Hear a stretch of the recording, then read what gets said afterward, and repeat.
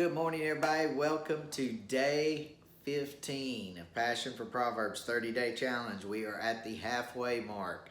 I hope you're enjoying this as much as I am. Today's verse comes from verse 3. It says, "The eyes of the Lord are everywhere, and he takes note of everything that happens. He watches over his lovers, and he also sees the wickedness of the wicked." So no matter which category you fall into, whether you are a lover of God or you are one of the wicked, he sees everything you are doing.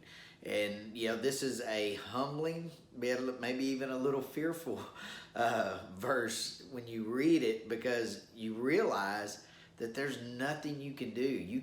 No matter where you go, what you're involved in, God sees everything. And so we need to keep that mindset that we are performing or being watched by one, performing for an audience of one. I tell that to the jocks all the time, don't get so caught up in trying to be trainer pleasers or owner pleasers or even Joe Public pleasers.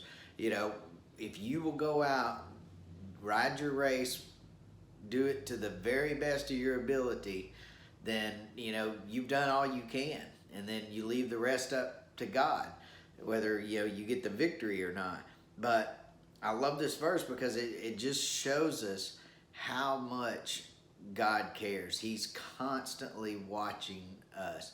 You think of all the millions and millions and millions of people in this world, and yet every day he's watching each and every one of us. It's very humbling that he cares about that. He doesn't just check in on us from time to time. No, everything we do, everywhere we go, God sees it. So keep that in mind today as you start your day. I'm hoping that you're one of the godly ones, and that you're not doing anything that you should be ashamed of. But if you are, just know God's watching it. Whether it's good or bad, God is watching.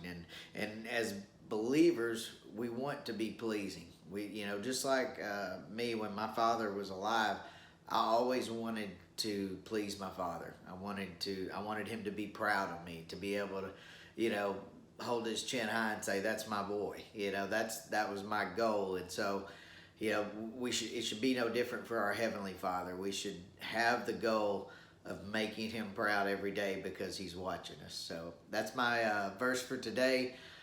We will see y'all tomorrow morning for day 16.